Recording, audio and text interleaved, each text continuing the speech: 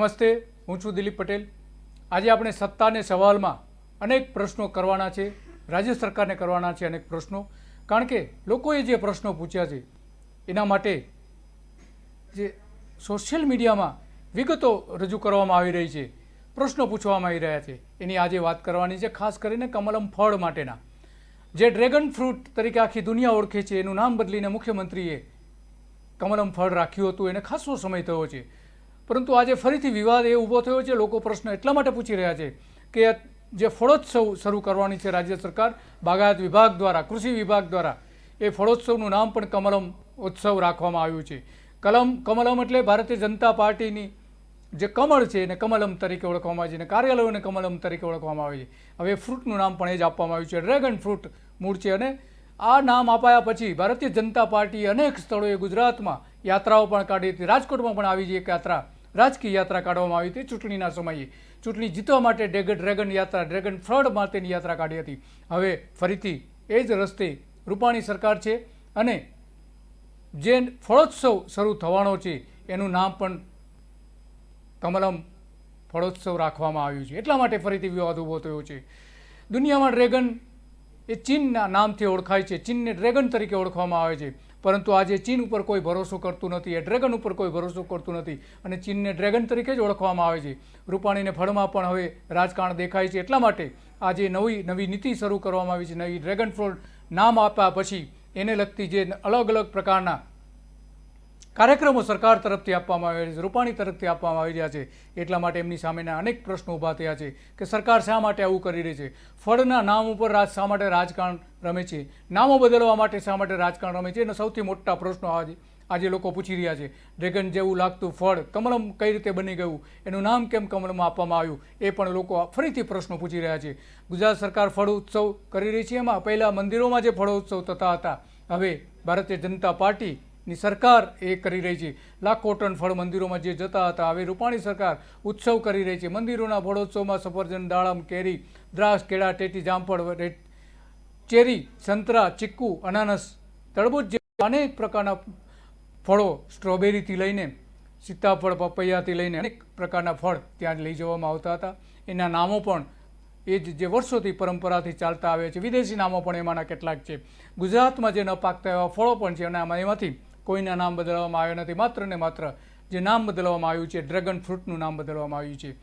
મુખ્યપ્રધાન રૂપાણીએ ફળ ઉત્સવનું નામ આપી કમલમ રાખ્યું છે, એ રાખવા પાછળના કારણો શું છે, તાર્કિક કારણો શું છે, એ પણ આજે સરકાર સમજાવી શકી નથી। કમલમ નામ આપવા પાછળ ડ્રેગનનું ફળ કારણભૂત પણ માનવામાં આવે છે। આ ડ્રેગનનું જે ફળ છે એ મૂળ તો અમેરિકન ખંડમાં થતા એક દેશમાં જે થાય છે એના ઉપરથી આવેલું હતું। દેખાવ પરથી જેનું ડ્રેગન જેવું એના દેખાવ છે એટલા માટે એનું નામ ડ્રેગન રાખવામાં આવ્યું છે। ફળની છાલનો આકાર ડ્રેગન જેવો છે માટે તેને ડ્રેગન કહે છે। ડ્રેગન ફ્રૂટ 1990ના દાયકામાં ભારતમાં વિદેશથી લાવવામાં આવ્યું હતું, એની ભારે પ્રસિદ્ધિ પણ કરી હતી। જાન્યુઆરીમાં જાહેરાત કરતાની સાથે જ ભારતીય જનતા પાર્ટીએ જે કમલમ નામ આપ્યું, ભારતીય જનતા પાર્ટીની સરકારે, એ સ્થાનિક સરકાર ચૂંટણીમાં પૂર્વ ભાજપ પ્રમુખે ડ્રેગન ફળની યાત્રા પણ કાઢી હતી, તુરંત રાજકીય ફાયદો લેવાની શરૂઆત કરી હતી એમણે, અને એ યાત્રા પણ અને કેટલાક રાજકીય નેતાઓએ, એમપીઓએ પણ એને ટ્વીટ કરીને પણ એ આપવામાં આવી હતી। એક ફળને રાજકીય મુદ્દો ભારતીય જનતા પાર્ટી બનાવી રહી છે, મત માંગે છે, એનું આ સીધું ઉદાહરણ છે। આ વિડીયોમાં સ્પષ્ટપણે દેખાય છે કે કમલમ ફળની યાત્રા કાઢવામાં આવી હતી, હાથમાં ફળ રાખીને પણ એ યાત્રા કાઢવામાં આવી હતી। આ સંદર્ભમાં એ સમયે જે કમલમ ફળનું નામ આપવામાં આવ્યું ત્યારે ભારતીય જનતા પાર્ટીની જે સરકાર છે, રૂપાણી સરકાર છે, એમણે આ જે ફળનું નામ બદલ્યું હતું એ નવી નીતિ જાહેર કરી હતી, ફળની નવી નીતિ જાહેર કરી હતી, બાગાયત વિભાગની જે નવી નીતિ જાહેર કરી હતી એ જ સમયે નામ બદલવામાં આવ્યું હતું। વિજય રૂપાણીએ ત્યારે શું કહ્યું હતું એ જાણીએ। ખેતીમાં જે અત્યારે ખેડૂત ખેતી કરે છે એ નહીં, પરંતુ બાગાયત ખેતી અને એટલે ફળફળાદી અને આયુર્વેદિક ફળફળાદી શાકભાજી અને આયુર્વેદિક ખેતી, આયુર્વેદિકની દાખલા તુલસીથી માંડીને થોરથી લઈને આ બધી વસ્તુ જેમાંથી દવાઓ બને છે એટલી જ વસ્તુ ઉગાડવાની મંજૂરી આપવામાં આવશે। એટલે ત્યાં પછી મગફળી નહીં ઉગાડવાની, ત્યાં કપાસ નહીં ઉગાડવાનો, ત્યાં માત્ર ફળફળાદી અને આયુર્વેદિક દવાઓ જેમાંથી બને છે ને આયુર્વેદિક આપણી ઉપજ એટલું જ એમાં ઉગાડવાની મંજૂરી આપવામાં આવશે. એ માટે પેલા 5 વર્ષ કોઈ પણ પ્રકારની જમીનમાં અમે લોકો ભાડું લીઝ કે કાંઈ લેશું નહીં. 30 વર્ષ સુધી એમને એ જમીન આપવામાં આવશે. એમને ખેડૂતોને જે કનેક્શન મળે છે પ્રાયોરિટીમાં આપશું, વીજ કનેક્શન, એના ચાર્જ ભરવાના રહેશે પણ કનેક્શનનું પ્રાયોરિટીમાં એને કનેક્શન મળે. એને પાણીના બોર કરવા માટે સબસિડી આપશું કે અમુક સબસિડી એને મળશે બોર દીઠ. અને એ પોતે આ પહેલા 5 વર્ષ એને આખી મહેનત કરવી પડશે ને જમીનને ઉપજાઉ બનાવવી પડશે. એટલા માટે આપણે એની પાસેથી કાંઈ લેવાના નથી. અને 5 વર્ષ પછી એ લીઝનું ભાડું 30 વર્ષ સુધી અલગ અલગ નક્કી કર્યું છે. પ્રેઝન્ટેશન તમને આખું હમણાં પ્રેઝન્ટેશન કરીએ છીએ એ આપને આપે. કુલ 50,000 એકર જમીન આપણે આઈડેન્ટિફાઈ કરી છે. આ 50,000 એકર જમીન આપણે આપીશું. આ જમીન કોઈ પણ લઈ શકશે. એમાં કોઈ ખેડૂત પણ હોઈ શકે, કોઈ સંસ્થા પણ કરવું હોય તો કામ કરી શકે, કોઈ કોર્પોરેટ્સને આવવું હોય તો પણ આવી શકે. કારણ કે આમાં પૈસા નાખવા પડશે, આ એમ નથી થવાનું. એનામાં શરૂઆતમાં ખૂબ મોટું ઇન્વેસ્ટમેન્ટ જોશે અને મિનિમમ 50 એકર આપીશું આપણે, મેક્સિમમ 1,000 એકર આપીશું. આ આપણે આમાં નક્કી કર્યું છે કે જેથી કરીને મોટું ઇન્વેસ્ટમેન્ટ અને યાંત્રિકરણથી મોટી ખેતી થાય. વિજય રૂપાણીએ જે નવી બાગાયત નીતિ જાહેર કરી હતી એ જ સમયે કમલમ ફળની નામ પણ આપવાની જાહેરાત કરી હતી, અલગથી કરી હતી. આ નીતિમાં જે જાહેરાત કરી એમાં ક્યાંય વિજય રૂપાણી એવું નથી કહેતા કે 50,000 હેક્ટર જમીન, એકર જમીન જે અમે આપવાના છીએ એ જમીન ઉપર આ કમલમ ફળની ખેતી થશે. જો ખરેખર એટલી જ ચિંતા હોત નામ બદલવાની તો ત્યારે પણ જાહેરાત કરી હોત. તો અમે એટલા માટે જ અમે આ જમીન આપીશું, એ સિવાય નહીં આપીએ. જ્યાં કમલમ ફળ ઉગશે એના અમે આ જમીનો આપીશું. પરંતુ એવું ન કર્યું. અને જમીનની જે નીતિ નક્કી કરવામાં આવી હતી એમાં મોટાભાગની જે શરતો છે એ શરતો મોટી કંપનીઓને અનુકૂળ છે. મોટી કંપનીઓ જે જમીન ખરીદી શકશે. 1,000 એકર જે જમીન લેવાની છે એ માત્ર ને માત્ર મોટી કંપનીઓ જ લઈ શકશે. ફળની ખેતી કચ્છ સહિત ગુજરાતમાં પણ ખૂબ મોટા પ્રમાણમાં થઈ રહી છે. એ ત્યારે પણ એમણે કહ્યું હતું વિજય રૂપાણીએ. નામ બદલવા પાછળ કોઈ રાજકીય કારણ નથી એવું પણ એમણે કહ્યું હતું. આમ રૂપાણીએ કહ્યું હતું પરંતુ રૂપાણીના જૂઠાણા હતા એ બધા. તેઓ કોંગ્રેસ ડ્રેગન બનીને ચીનની જેમ જૂઠું બોલી રહ્યા હતા. કારણ કે કોઈ નામ જે એમણે એવું કહ્યું કે નામની પેટર્ન પણ અમે માંગી છે, પણ કોઈ નામની પેટર્ન મળી શકતી નથી. કાયદો જ નથી એવો. આખી દુનિયામાં ડ્રેગન નામના નામે આ ફળ ઓળખાય છે. પણ રૂપાણીના નામ બદલીને રાજકારણ રમી રહ્યા હોવાનું એ ત્યારે પણ સ્પષ્ટ થયું હતું અને આજે પણ સ્પષ્ટ રીતે દેખાઈ રહ્યું છે. હવે તે નામ ફળોત્સવના નામે કરી રહ્યા છે. જો તેઓ ખરેખર નામ બદલવું જ હોય તો ભારતીય જનતા પાર્ટીએ છેલ્લા 35 વર્ષથી કર્ણાવતી, અમદાવાદનું નામ કર્ણાવતીના નામ રાખવાની જે વાત કરે છે એના તમામ સત્તાવાર પત્ર વ્યવહારમાં કર્ણાવતી નામ લખે છે. પરંતુ કર્ણાવતી નામ બદલવામાં આવતું નથી. અમદાવાદનું નામ કર્ણાવતી કરવામાં આવતું નથી. કર્ણાવતી નામનું કોઈ શહેર જ અત્યારે અસ્તિત્વમાં નથી. છતાં ભારતીય જનતા પાર્ટી અને તેની જે સંસ્થાઓ છે, RSSથી લઈને વિશ્વ હિન્દુ પરિષદથી લઈને તમામ જે સંસ્થાઓ છે કર્ણાવતીના નામનો ઉલ્લેખ કરે છે. આવું શહેર તો કોઈ અસ્તિત્વમાં નથી, છતાં પણ એવો અમલ કરે છે. જો રૂપાણીએ ખરેખર નામો જ બદલવા હોય તો પેલું કર્ણાવતીનું નામ બદલવું જ રાખવું જોઈએ, અમદાવાદનું નામ બદલીને આશાવલી કે કર્ણાવતી કરી દેવું જોઈએ. આમે સરકારે અનેક નામ બદલી નાખ્યા છે પણ કામ ઓછા કર્યા છે. તો 1985થી 35 વર્ષથી કર્ણાવતીના નામે ભારતીય જનતા પાર્ટી રાજકારણ રમી રહી છે. તો એ કર્ણાવતી નામ કેમ કરવામાં નથી આવતું એ સૌથી મોટો પ્રશ્ન છે.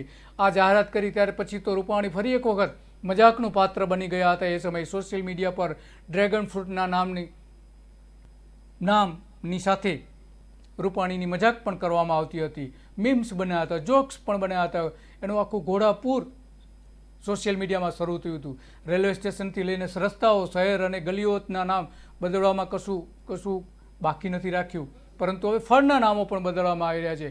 આપણે ગામના નામ, સ્ટેશન કે પછી સંસ્થાઓના નામ બદલતા જોયા છે, પરંતુ ગુજરાત સરકારે એક ફળનું નામ બદલી નાખ્યું છે. બાગાયતી નવી નીતિ જે જાહેર કરી હતી ત્યારે આ નામ જાહેર કરવામાં આવ્યું હતું, અને આ બધા સોશિયલ મીડિયામાં એમની સામે એક મજાક છેડવામાં આવી હતી, અને એની સાથે વિવાદ પણ એટલો જ મોટા પ્રમાણમાં ઊભો થયો હતો. રૂપાણી બીજું એક પણ જૂઠાણું એવું ચલાવ્યું હતું કે ડ્રેગન ફ્રૂટ ચીન સાથે જોડાયેલું છે, એટલા માટે આ નામ બદલવામાં આવ્યું. પરંતુ એ વાત જ આખી દુનિયા જાણી છે કે ડ્રેગન ફ્રૂટનું નામ જે છે એ ચીનના કારણે નથી પડ્યું. ચીનમાં તો એ ફ્રૂટ થતું જ નથી. હવે એની ખેતી ત્યાં શરૂ થવાની છે, પરંતુ ચીનને એને ડ્રેગન ફ્રૂટને કોઈ જ લેવા દેવા નથી. મૂળ તો એ મેક્સિકો દેશનું મૂળ વતની ફળ છે. ડ્રેગન ફ્રૂટ મેક્સિકન દેશનું છે. ડ્રેગન ફળનું ઉત્પાદન પર્યાવરણ અને જોખમો અને જૈવિક કારણો અને દેશની સરકારી નીતિઓથી પ્રભાવિત થાય છે. ખરેખર તો સરકારે એના માટે એ નીતિ બનાવવી જોઈએ. ગુજરાત સરકાર તેના માટે શું કરવા માગે છે એ સ્પષ્ટ કરવું જોઈએ, પણ હજુ સુધી કંઈ કરવું નથી. કે નીતિને પ્રોત્સાહન કઈ રીતે આપશે, ડ્રેગન ફ્રૂટની ખેતીને કઈ રીતે પ્રોત્સાહન આપીએ, એની કોઈ બાબત જાહેર કરી નથી. ખાસ કરીને જે એમાં જીવાતો અને રોગો જે આવે છે એને અંકુશમાં રાખવા માટે કૃષિ વિશ્વવિદ્યાલયમાં વૈજ્ઞાનિકો કઈ રીતે સંશોધન કરવા માગે છે એ પણ રાજ્ય સરકાર કંઈ સ્પષ્ટ નથી. પ્રતિકૂળ હવામાનની પરિસ્થિતિ પણ એને અસર કરે છે. નીચા તાપમાન અને ઊંચા તાપમાન માટે પણ ડ્રેગન ફ્રૂટ થઈ શકતું નથી. એટલા માટે ફળોના ખેતરોનો વિનાશ પણ નોતરે છે. તે માટે સરકારે સંશોધનો કરવાની જરૂર છે, પરંતુ એના માટે કંઈ કરવા તૈયાર નથી સરકાર. માત્ર ને માત્ર નામ બદલવા જ સરકાર માને છે. ડ્રેગન ફળ વિશે વિયેતનામના ખેતરોમાં સૌથી વધારે થાય છે. આખા વિશ્વમાં વિયેતનામના ખેતરોમાં સૌથી વધુ થાય છે. અને ચીન ત્યાંથી જે આયાત કરે છે, ચીનના કુલ જે આયાત થાય છે ડ્રેગન ફ્રૂટની, એમાં 90% આયાત તો વિયેતનામમાંથી થાય છે. ચીન જેવા ઠંડા પ્રદેશમાં ડ્રેગન ફ્રૂટ થતું નથી. ચીન, થાઈલેન્ડ અને ઇન્ડોનેશિયામાં સૌથી વધુ નિકાસ વિયેતનામથી થાય છે. વિયેતનામથી મોકલવામાં આવે છે. વિશ્વમાં સૌથી વધુ ડ્રેગન ફળ વિયેતનામમાં પાકે છે. એનો ફાયદો ખરેખર તો ગુજરાતે લેવો જોઈએ. ડ્રેગન ફળોનું મુખ્ય ઉત્પાદક વિયેતનામ છે, અને એને કઈ રીતે ખેતી કરવામાં આવે છે એ સૌથી આગળ વાત ધરીને એમાંથી જ ગુજરાતના વિજ્ઞાનીઓ, કૃષિ વિજ્ઞાનીઓ પ્રેરણા લીધા જેવી હતી. વિયેતનામમાં ડ્રેગન ફળનું 55,000 હેક્ટરમાં વાવેતર થાય છે, અને લગભગ ઉત્પાદન 15 લાખ મેટ્રિક ટન અત્યારે થાય છે, અને 2025 સુધીમાં 5 વર્ષ પછી 17 લાખ મેટ્રિક ટન ઉત્પાદન કરવાની એનો પ્રોજેક્ટ છે. હેક્ટરે 22 થી 35 ટન પેદા થાય છે. ચીનમાં ડ્રેગન ફળ થતું નથી. ચીને હવે વાવેતર શરૂ કર્યું છે, અને 60,000 હેક્ટરમાં વાવેતર કરવાની એમણે ઘોષણા પણ કરી છે. વાવેતર કરવાનો લક્ષ્યાંક પણ નક્કી કર્યો છે. આમ રૂપાણીએ અજ્ઞાન જાહેર કર્યું એવું સ્પષ્ટપણે થાય છે, કારણ કે ચીન તો એનું ઉત્પાદન તો કરતું જ નથી. પ્રજાને ગેરમાર્ગે દોરી હતી ત્યારે એ સમયે રૂપાણીએ ખરેખર ચીનની સાથે મુકાબલો કરવો હોય તો ગુજરાતમાં 60,000 હેક્ટર વિસ્તારમાં ડ્રેગન ફ્રૂટનું વાવેતર કરી બતાવવું જોઈએ, પણ તેઓ એવું કરવા માટે તૈયાર નથી. કારણ કે તેમને તો ફળમાં પણ રાજકારણ અને મતદારો દેખાય છે.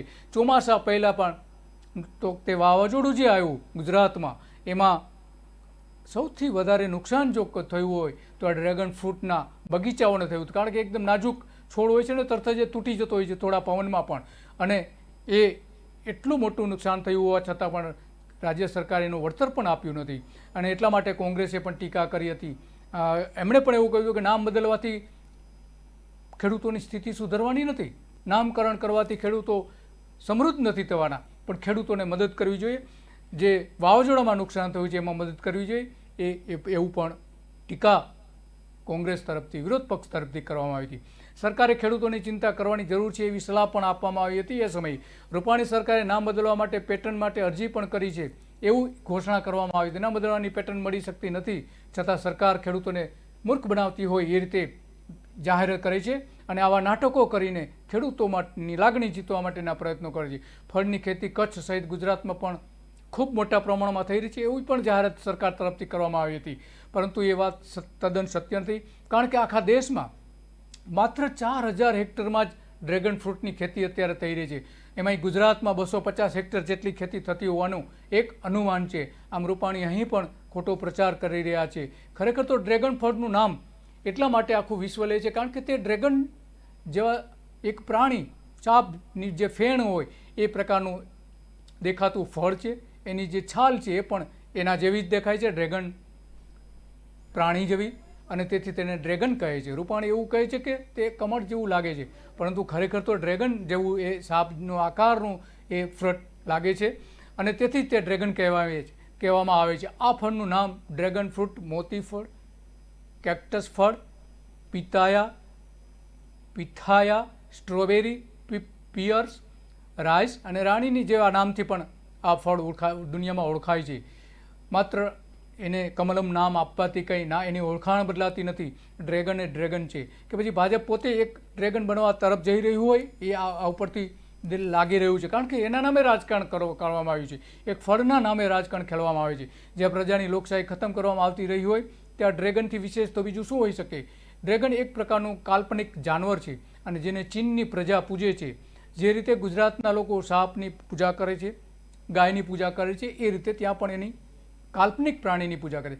વિજય રૂપાણીએ ગુજરાતની 2021થી 2025 સુધીની બાગાયત નીતિ જે જાહેરાત કરી હતી, એ સમયે એમણે આ બધી જ બાબતો કહી હતી, પરંતુ એ નીતિમાં કંપનીઓને જમીન આપવાની હતી. 50,000 એકર જમીન જે આપવાની હતી એમાં મોટાભાગની તો કંપનીઓ જ લઈ જવાની હતી. છતાં પણ એ એક ડ્રેગન ફૂફાડો મારતો હોય ચીનની જેમ કે જમીન પચાવી પાડવા માટે, એવી જ જમીન પચાવી પાડવા માટેની નીતિ કંપનીઓ માટે રૂપાણીએ બનાવી હતી.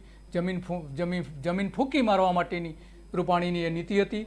એ નીતિ સ્પષ્ટ કરે છે કે ખેડૂતોને નહીં પણ કંપનીઓને તે જમીન આપવા માટેની છે. ડ્રેગન ફ્રૂટ નામ બદલવાથી કંઈ ખેડૂતોનું કલ્યાણ નથી થવાનું.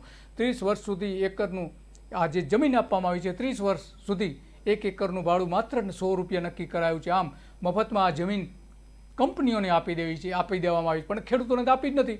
જે રીતે ડ્રેગન ભારતમાં જમીન પચાવી પાડે છે, તેમ આ ઉદ્યોગો પણ ગુજરાતની જમીન પચાવી રહ્યા છે. હજુ સરકારની 1 લાખ હેક્ટર જમીન પડી છે એવું ત્યારે સરકારે કહ્યું હતું. એ પણ અમે આપવાની તૈયારી છે. આ તો માત્ર 7 જિલ્લાઓમાં આપી છે, અને બીજા જિલ્લાઓમાં પણ અમે આપીશું ત્યારે સરકારે જાહેરાત કરી હતી.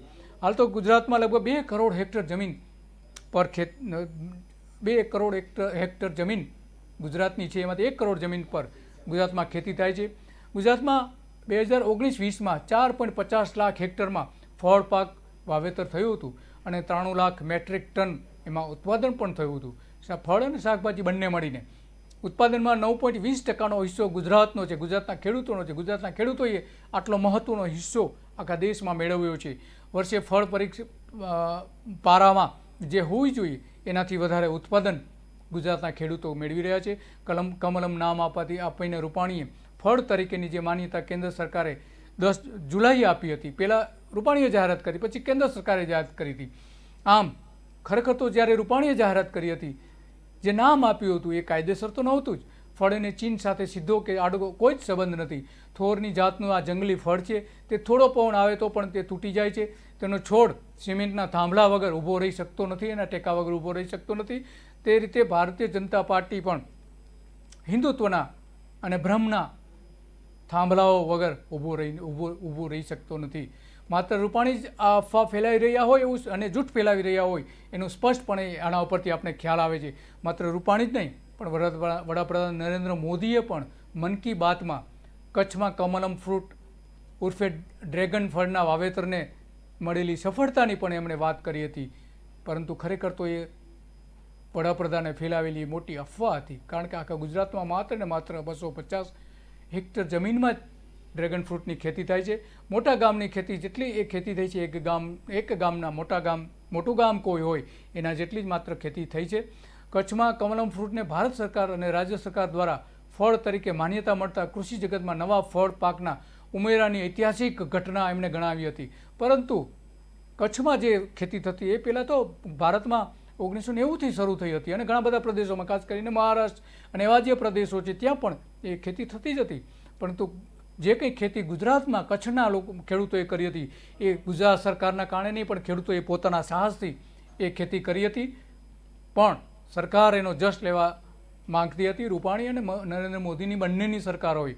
મોદીનું એ સદંતર જૂઠ હતું, કારણ કે ડ્રેગન ફળ 1990ના દાયકાથી ભારતમાં આવ્યું છે, વિદેશથી એ ફળ આવેલું છે.